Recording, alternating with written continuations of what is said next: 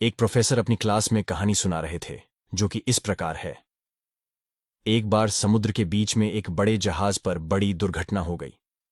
कप्तान ने शिप खाली करने का आदेश दिया। जहाज पर एक युवा दंपति थे।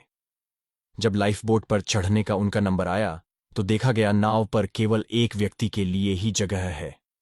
इस मौके पर आदमी ने औरत को धक्का दिया और नाव पर कूद गया। डूबते हुए जहाज पर खड़ी थी औरत ने जाते हुए अपने पति से चिल्लाकर एक वाक्य कहा।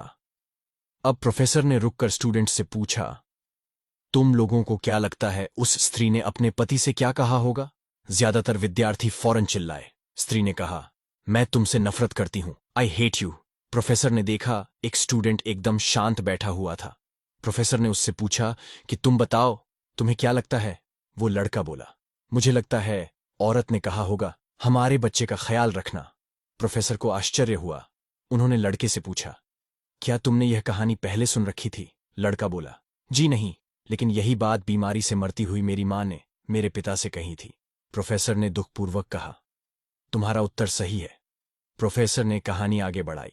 जहाज डूब गया, स्त्री मर गई, पति किनारे पहुंचा और उसने अपना बाकी जीवन अपनी एकमात्र पुत्री के समुचित लालन पालन में लगा दिया। कई सालों बाद जब वो व्यक्ति मर गया तो एक दिन सफाई करते हुए उसकी लड़की को अपने पिता की एक डायरी मिली। डायरी से उसे पता चला कि जिस समय उसके माता पिता उस जहाज पर सफर कर रहे थे तो उसकी मां एक जानलेवा बीमारी से ग्रस्त थी और उनके जीवन के कुछ दिन ही शेष थे।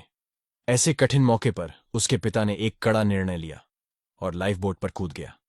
उसके पिता ने डायरी में लिखा था, तुम्हारे बिना मेरे जीवन को कोई मतलब नहीं, मैं तो तुम्हारे साथ ही समंदर में समा जाना चाहता था, लेकिन अपनी संतान का ख्याल आने पर मुझे तुमको अकेले छोड़ ढाकर जाना पड़ा।